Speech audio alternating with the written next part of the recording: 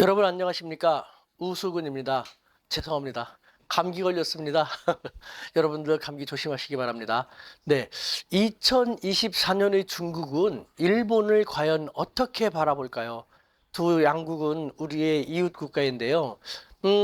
결론적으로 말씀드리면요. 1949년 중국이 지금의 중국을 건국한 다음에 일본을 바라보는 기본적인 관점, 그것과 크게 차이가 없다는 것입니다. 자, 그렇다면 중국이 건국 이후 일본을 어떻게 바라보고 있을까요? 한 가지만 생각하면 알 수 있죠. 중국은 일본에게 침략당했습니다. 우리는 식민지배 당했고 침략당했죠, 중국은. 그리고 일본은 자민당 정부는 아직도 침략 역사를 부정을 하고 있죠. 중국은 이렇게 말합니다. 저 조그만 섬나라에 우리 중국 대륙이 짓밟혔다. 그런데도 역사를 반성하지 않고 부정하고 있다. 부글부글부글, 씩씩씩, 호시탐탐, 원수를 갚을 그럴 생각을 하고 있는 것이죠. 하지만 중국은 우리와 많이 다릅니다. 우리는 비교적 우리의 속내를 솔직하게 드러내죠. 뭐 화난 감정도 얼굴에 나타나기도 하고 솔직한 말을 하기도 하고 아닌 건 아니라고 하기도 하지만 중국인들은 그런 경우가 거의 없죠. 싫어도 웃고 웃어도 웃는 게 아닌 것인 것이 많죠. 우리랑 너무 많이 다르죠. 바로 중국인들은 일본에 대해서 특히 지금 같은 경우는 중국과 미국과 중국이 대립하는 관계에서 일본과의 사이가 너무 안 좋으면 일본이 중국으로 더 다가갈 수 있기 때문에 그 점을 고려해서 자기들 뜻대로 다 할 수 없는 것이고 또 일본도 아직 저력이 많습니다. 저력이 많은 일본이기 때문에 함부로 할 수 없는 그런 측면이 있는 것이죠. 이와 같은 측면을 고려해서 중국이 일본을 바라보는 관점을 얘기한다면요. 글쎄요. 상극이죠. 그런데 어떤 상극이냐. 견원지간?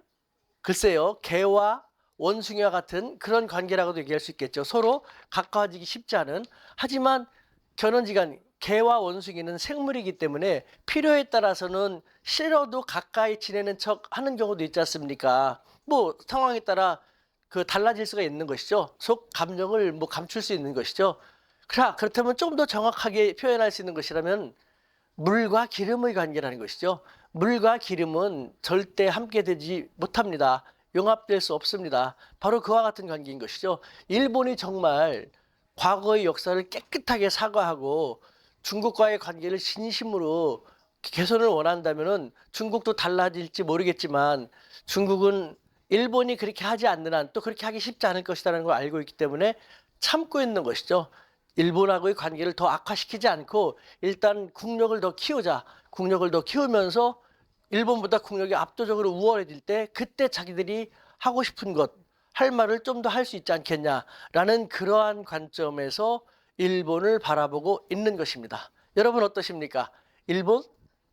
그거 잘 알고 있습니다. 그렇기 때문에 일본은 미국과의 관계를 계속해서 강화시켜 나갈 수밖에 없는 것이고요. 하지만 그래도 일본은 요즘은 중국을 좀 의식하고 있기도 합니다. 이것은 나중에 다시 이야기하도록 하겠습니다. 이상 2024년 중국이 일본을 바라보는 간단한 관점이었습니다. 언제든지 여러분들이 궁금한 것이 있으면 댓글을 주십시오. 최선을 다해서 저의 졸견을 들려드리도록 하겠습니다. 감사합니다.